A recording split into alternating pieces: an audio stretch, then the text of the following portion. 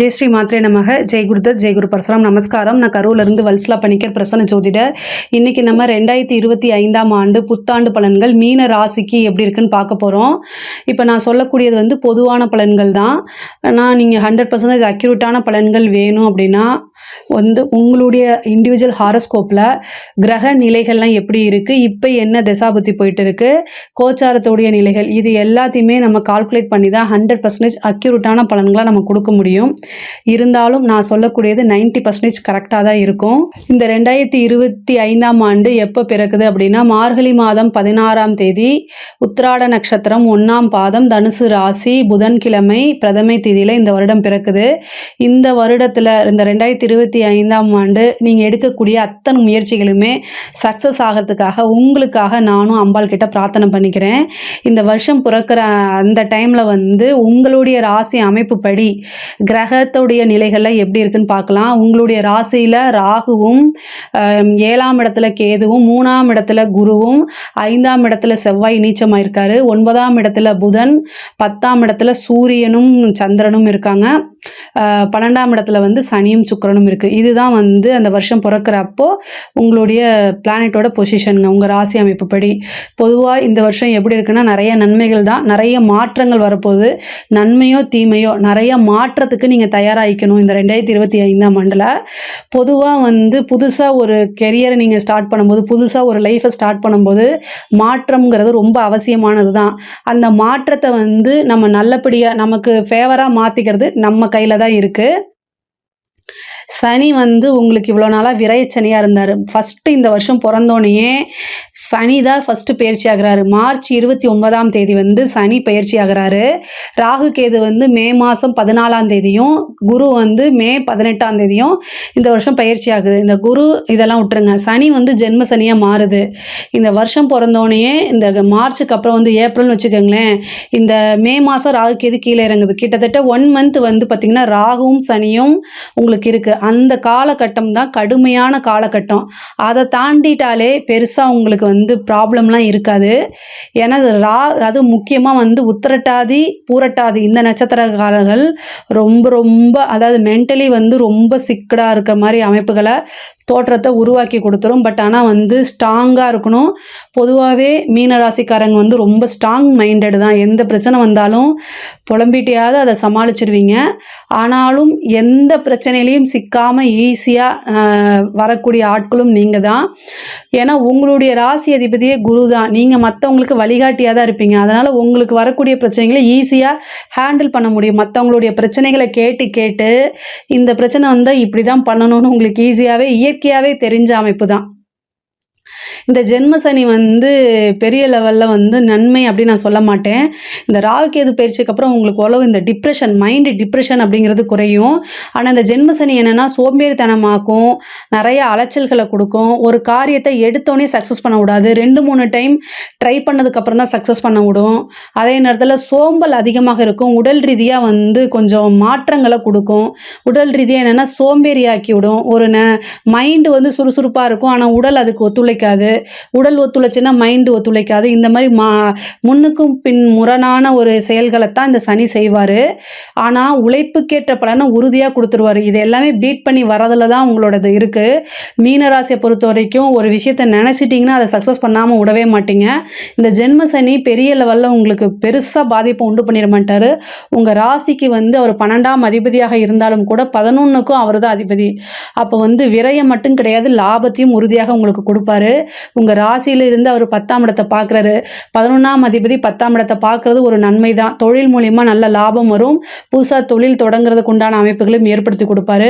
உங்களோட ஜாதகத்தில் 10ஆம் அதிபதியோட தசாபுத்திகள் ஏதாவது இருந்துச்சு அப்படின்னா தொழிலுக்காக புதுசாக இன்வெஸ்ட் பண்ணுறது, ஏதாவது ஒரு விரயம் பண்ணுறது, அது சுப விரயமாக மாற்றிக்கிறது, இது எல்லாமே உங்கள் கையில் தான் இருக்குது. அதே மாதிரி குரு வந்து 18ஆம் தேதி மே மாதம் பயிற்சியாகி ரிஷபத்திலேருந்து மிதுனத்துக்கு போகும்போது 4ஆம் இடத்துக்கு போகிறாரு. உங்கள் ராசிக்கு 4ஆம் இடத்துக்கு போகிறார். அங்கேருந்து 10 பார்க்குறாரு.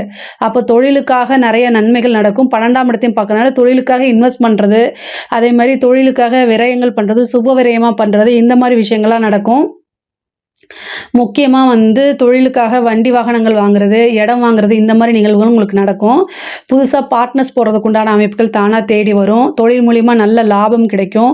உத்தியோகத்தில் இருக்கவங்களுக்குலாம் வந்து ப்ரொமோஷன் கிடைக்கும். இந்த 6ஆம் இடம் அப்படிங்கிறது இவ்வளோ நாளாக சனி பார்த்துட்டு இருந்துச்சு. இப்போ 6ஆம் இடத்துக்கு சனியோடைய பார்வை விலகிருச்சு. உத்தியோகஸ்தானத்துக்கு விலகிருச்சு. இந்த ராகுகேது வந்ததுக்கப்புறம் உங்களுக்கு உத்தியோகத்தில் பல மாற்றங்கள் உறுதியாக உண்டு. நீங்கள் முன்னுக்கு வரக்கூடிய காலகட்டம் அப்படின்னா இந்த 2025 தான். உத்தியோகத்தை பொறுத்த வரைக்கும் உத்தியோகத்தில் ரொம்ப பிரமாதமாக இருக்குங்க. நீங்கள் ஆல்ரெடி செமையான உழைப்பாளிங்க. ஃபீல்டு ஒர்க் அப்படின்னா உங்களை மாதிரி யாரும் பண்ண முடியாது. மைண்ட் ஒர்க்கும் நீங்கள் நல்லா பண்ணுவீங்க. உழைப்புக்கு எந்த நேரம்னாலும் சரி அதை வந்து தயங்கவே மாட்டீங்க. உழைக்கிறதுல வந்து ஃபஸ்ட் ஆள் நீங்கள் தான் வச்சுக்கோங்களேன். அந்த உழைப்புக்கேற்ற பலன் உறுதியாக உங்களுக்கு உண்டுங்க.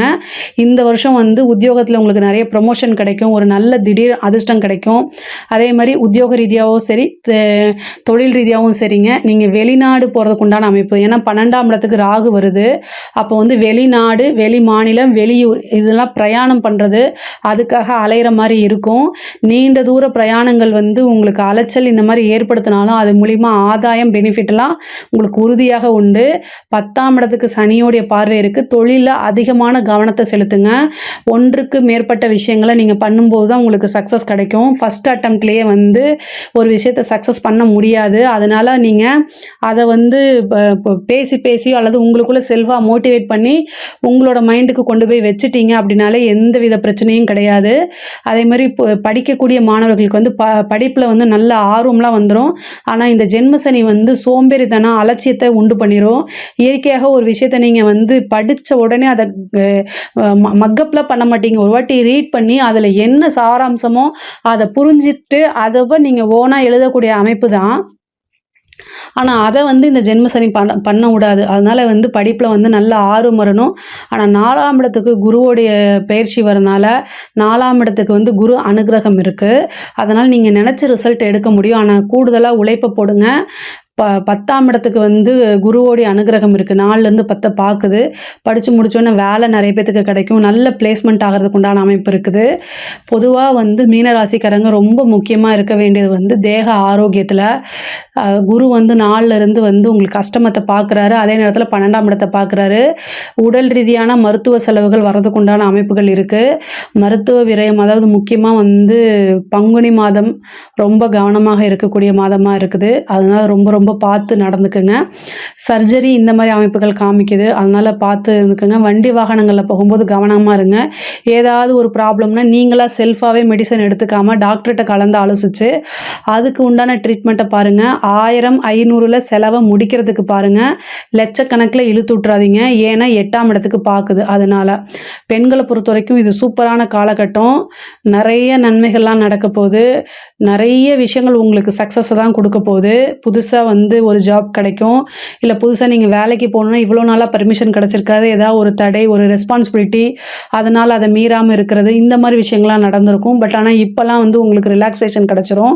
ஜென்ம சனின்னு மட்டும் நினைக்காதீங்க. 7 சனியில் உழைக்கிறவங்களுக்கு எப்போவுமே கேட் ஓப்பன் தான்.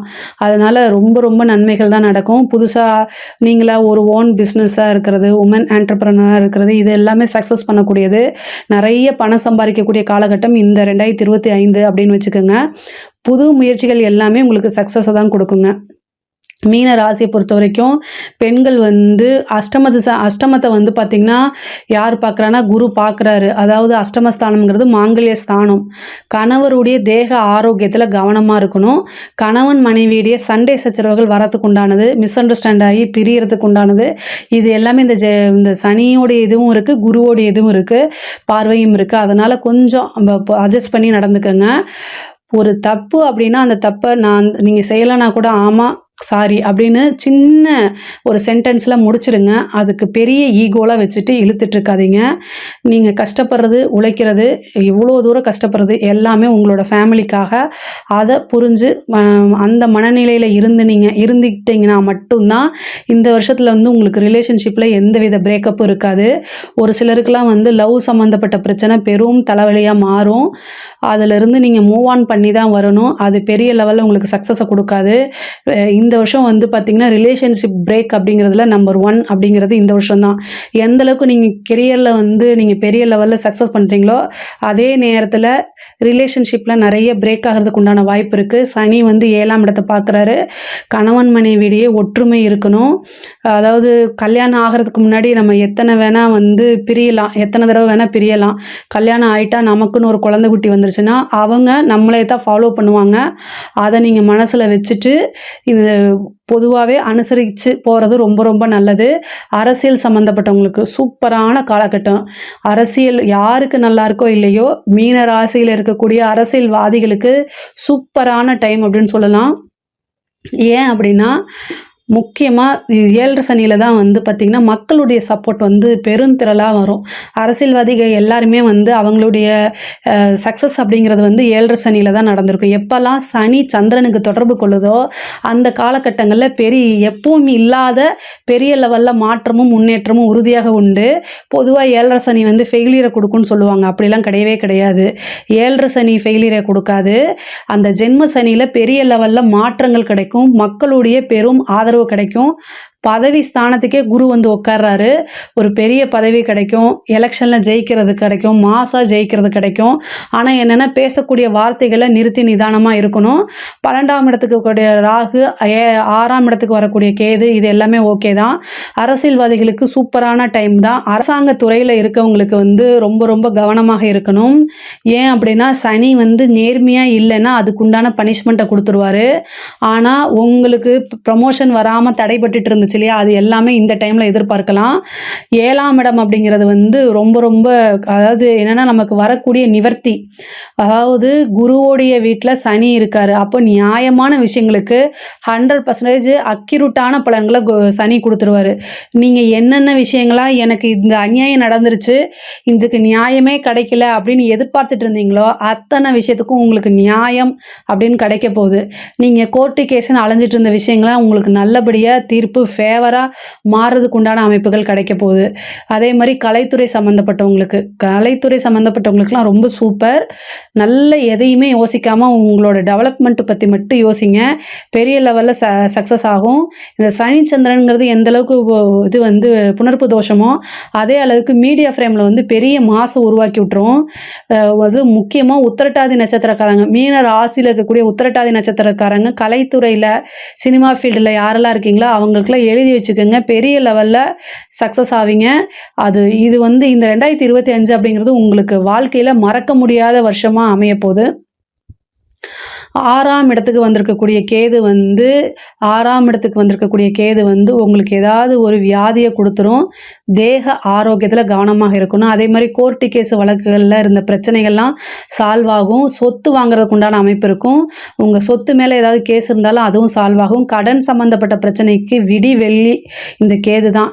6ல் வந்து எதெல்லாம் நெகட்டிவ் இருக்கோ அத்தனையும் இந்த கேது வந்து தூசியாக தொடச்சி விட்ருவார். 6ஆம் இடத்துல வந்து கடன் இருக்குது. ஸோ அந்த கடனை அதில் வந்து அந்த பிரச்சனைகளே உங்களுக்கு கண்ணுக்கு தெரியாமல் போயிடும். கடன் ரீதியாக எவ்வளோ பிரச்சனைகள் இருந்தாலுமே அதுக்கு ஒரு சோர்ஸ் உருவாகும். சீக்கிரமாக கடனை கட்டுறதுக்கு உண்டான அமைப்பை உண்டு பண்ணிடும். ஆஃப்டர் மேக்கு அப்புறம் உங்களுக்கு கடன் ரீதியான பிரச்சனைகள் வந்து படிப்படியாக வந்து உங்களுக்கு காணாமல் போயிடும். ஈஸியாக அந்த கடனை கட்டிடுற மாதிரி இருக்குது. அதே மாதிரி வந்து 4ஆம் இடத்துக்கு வரக்கூடிய குரு வந்து வீடு, வண்டி, வாகனங்கள் வாங்கக்கூடிய அமைப்பை கொடுத்துருவாரு. ரொம்ப ரொம்ப இந்த வருஷம் ரொம்ப நல்லா இருக்குது. நீங்கள் நினைக்கக்கூடிய அத்தனை விஷயத்தையும் சக்ஸஸ் பண்ணிடலாம். எல்லாமே வந்து பொறுமையாக இருக்கணும், நிறுத்தி நிதானமாக இருக்கணும். அவ்வளோதான், வேற எதுவுமே இல்லை. மீன ராசியை பொறுத்த வரைக்கும் ஜென்ம சனின்னு பயப்படாமல் துணிஞ்சு உங்கள் செயல்களில் வந்து எப்போவுமே ஈடுபாடு பண்ணுற மாதிரி இப்போவும் அதே நிதானத்தோடையும் சுறுசுறுப்போடனும் செயல்பட்டாலே இந்த 2025ஆம் ஆண்டு வந்து உங்களுக்கு ஒரு மறக்க முடியாத வெற்றியும் வாழ்க்கைக்கு உண்டான முன்னேற்றத்தையும் கொடுக்கும். இதில் ஏதாவது சந்தேகங்கள் இருக்குது அப்படின்னா கமெண்ட்ஸில் கேளுங்க, நான் கண்டிப்பாக ஆன்சர் பண்ணுறேன். நம்மளுடைய சேனலை லைக் பண்ணுங்கள், ஷேர் பண்ணுங்கள், சப்ஸ்கிரைப் பண்ணுங்கள். நன்றி, வணக்கம்.